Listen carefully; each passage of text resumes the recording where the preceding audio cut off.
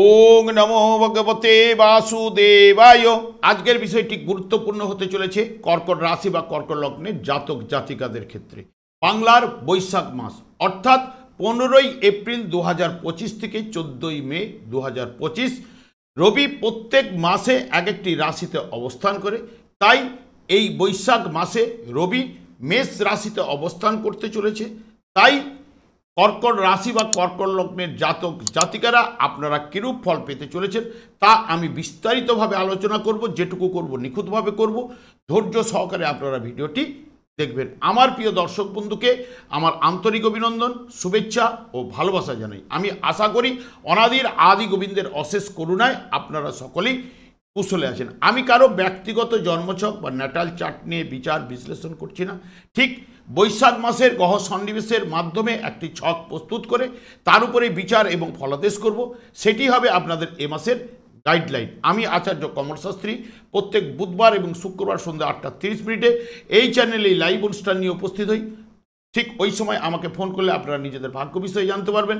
তাছাড়া বিভিন্ন ধরনের ভিডিও আপলোড করে থাকি, সেগুলি পাওয়ার জন্য আমার চ্যানেলকে সাবস্ক্রাইব করে বেল আইকনে ক্লিক করে রাখুন। যখনই আমি লাইভ অনুষ্ঠান বা যে কোনো ভিডিও আপলোড করব আপনাদের নোটিফিকেশন পৌঁছে যাবে। এরপরেই চলে আসছি, দেখুন এই ছকটি প্রস্তুত করেছি 15ই এপ্রিল 2025 উপরে। যেহেতু কর্কট রাশি বা কর্কট লগ্নের জাতক জাতিকাদের ক্ষেত্রে রবি প্রবেশ করেছে দশম স্থানে।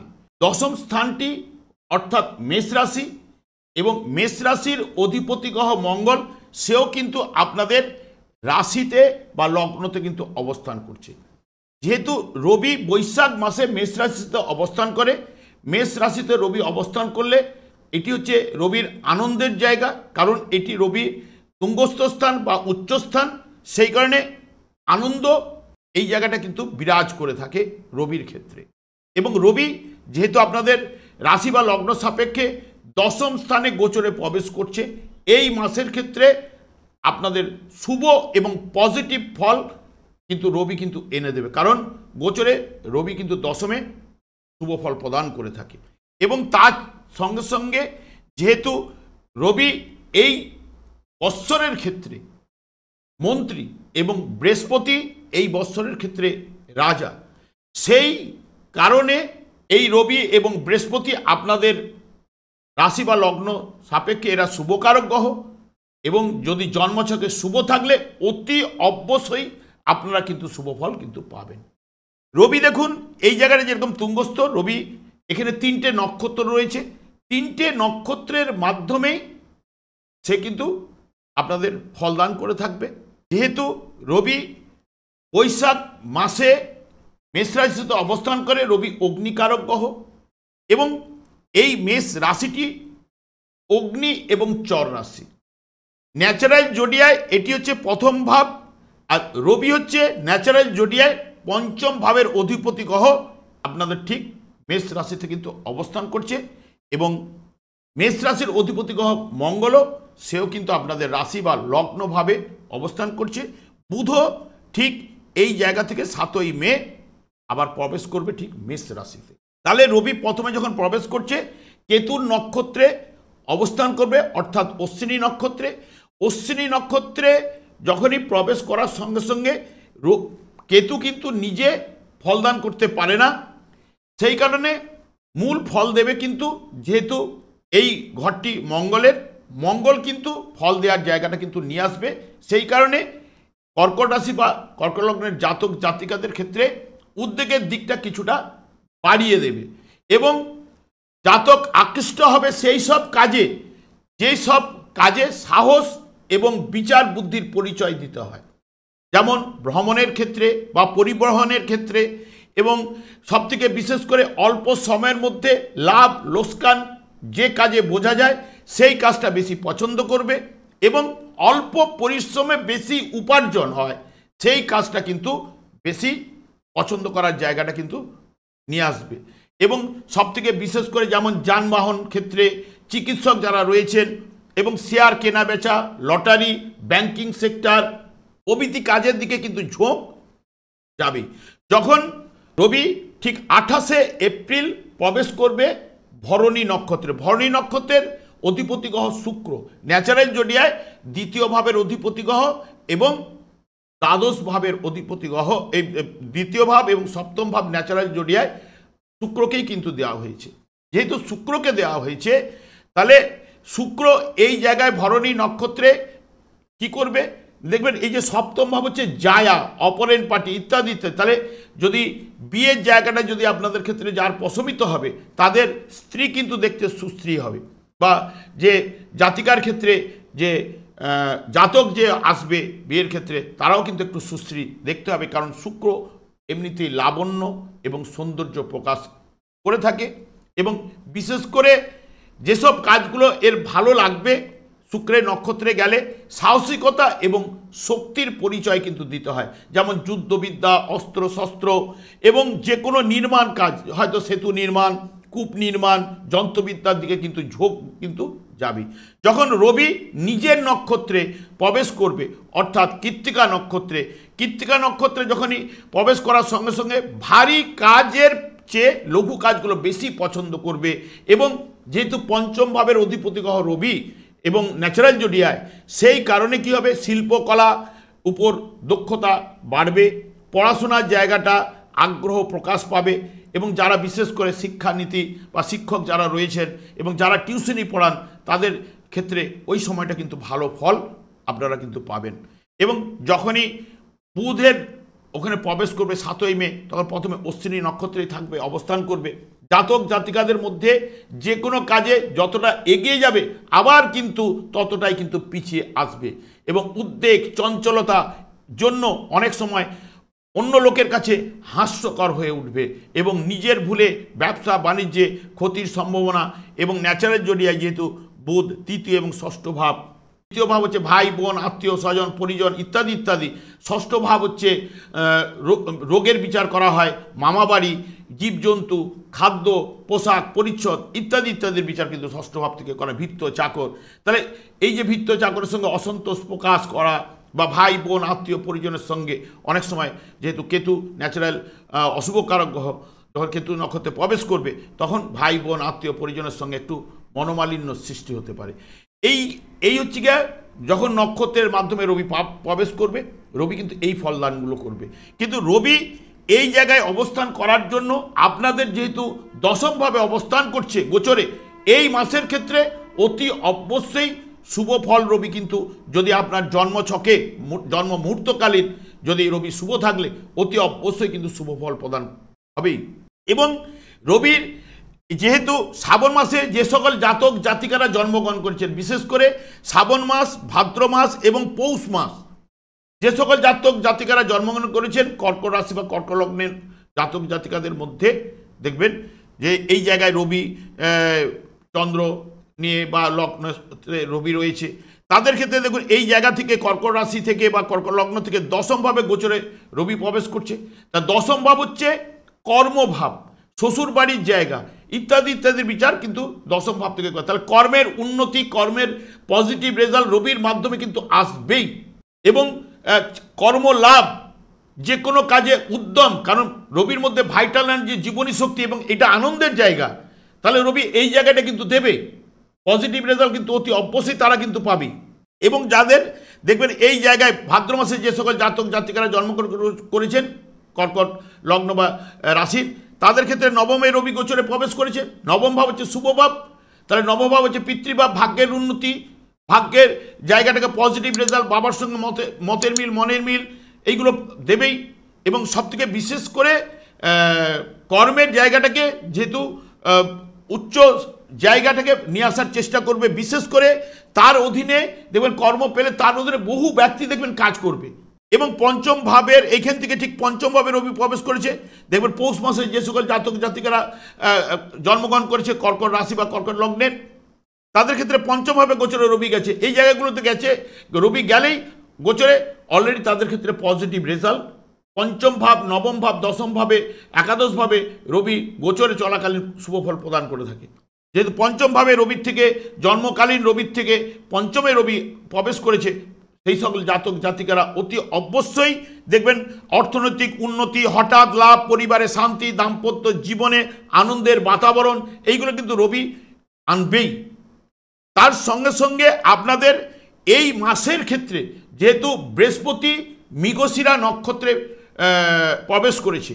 বৃহস্পতি মৃগশিরা নক্ষত্রে প্রবেশ করা মানেই হচ্ছে মানে মিত্র নক্ষত্রে প্রবেশ করেছে। মিত্র নক্ষত্রে থাকা মানেই বৃহস্পতি পজিটিভ রেজাল্ট আপনাদের ক্ষেত্রে কিন্তু আনবেই।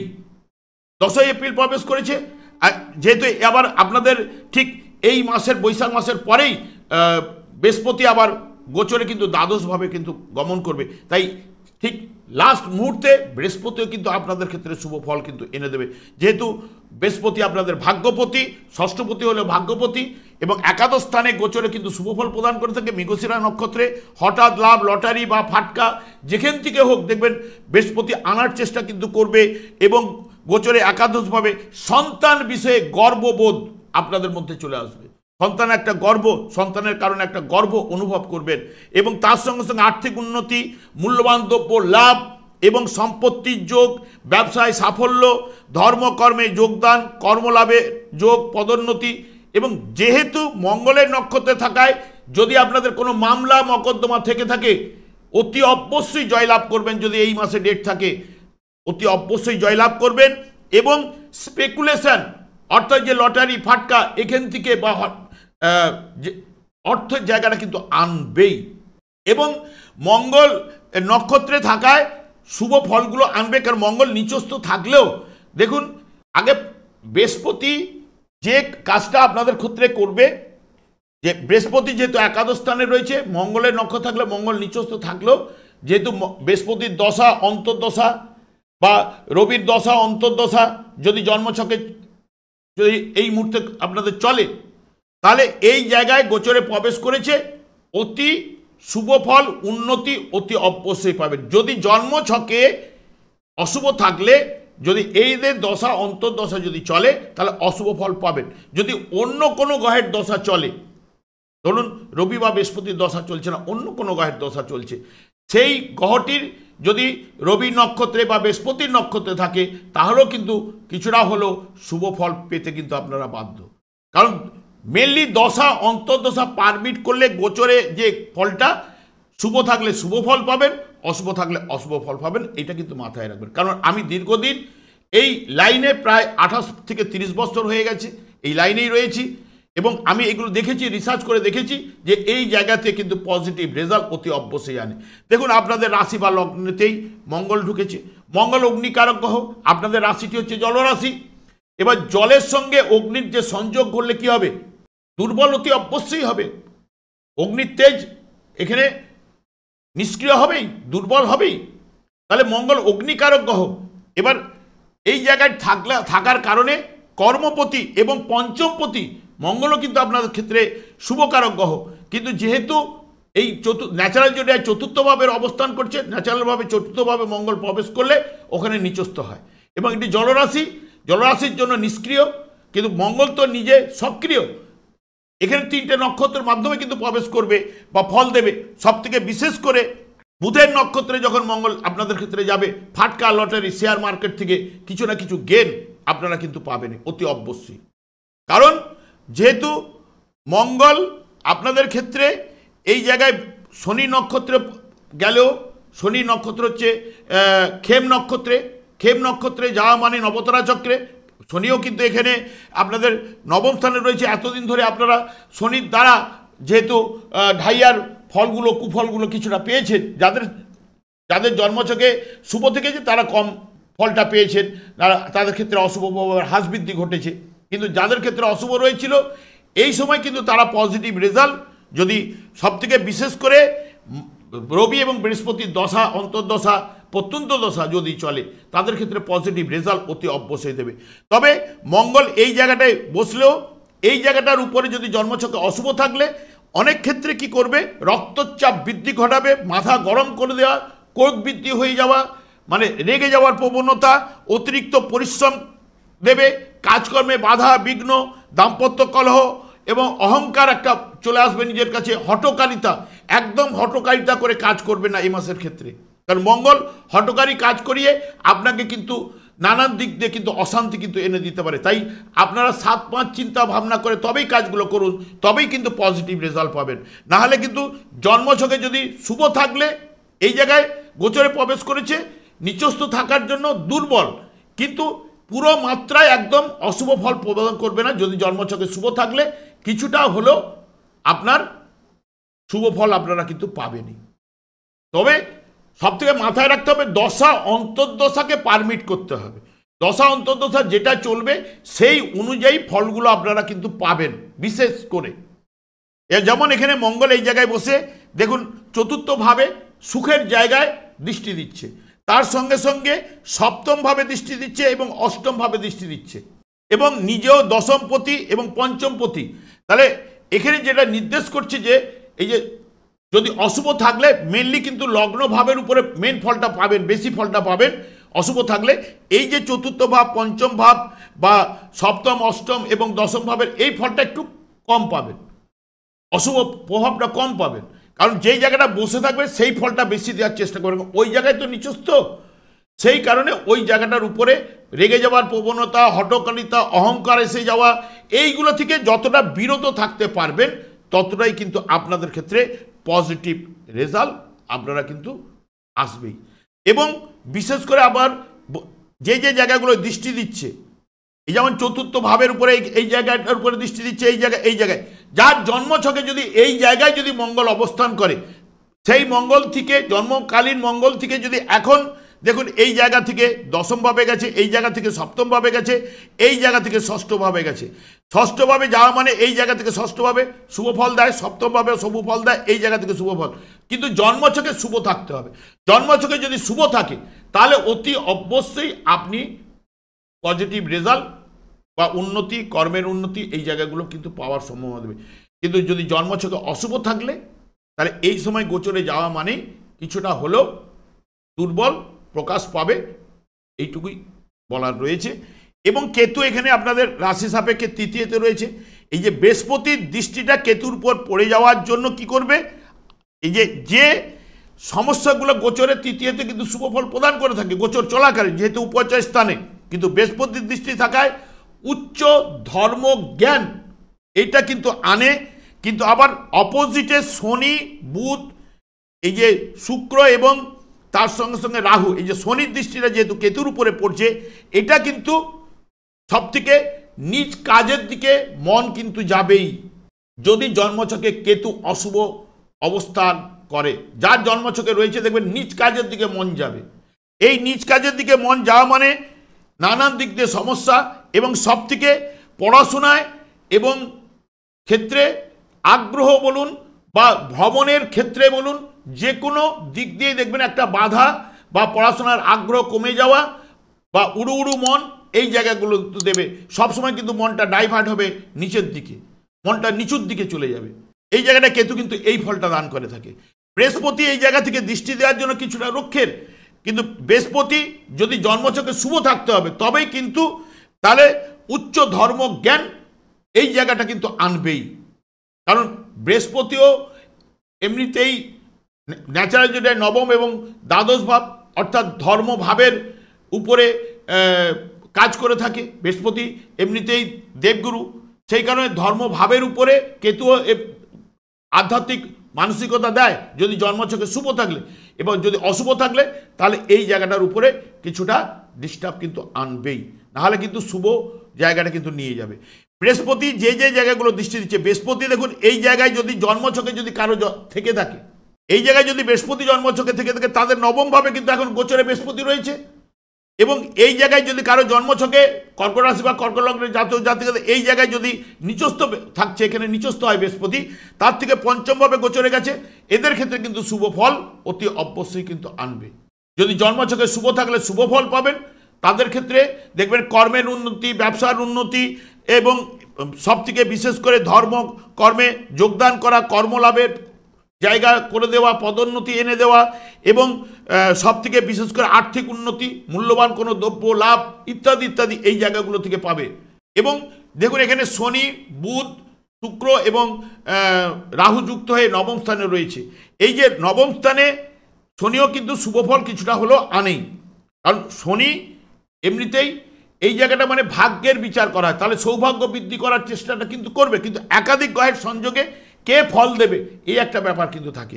সব থেকে শনি যদি জন্মছকে যদি অশুভ থাকলে এই জায়গায় থাকা মানে আর্থিক সংকট এবং দুর্ভাগ্যকে টেনে আনবে। কারণ এই যে শনি রাহু এখানে যুক্ত হয়ে এই যে রাহু দৃষ্টি কিন্তু নবম দৃষ্টি এই জায়গার উপরে পড়ছে, ঠিক মঙ্গলের উপর, আপনাদের রাশিভাবের উপর মঙ্গলের উপর পড়া মানে আর্থিক সংকট অতি অবশ্যই আনবে যদি জন্মছকে শনিদেব যদি অশুভ থাকলে, এবং দুর্ভাগ্যকে টেনে আনবে।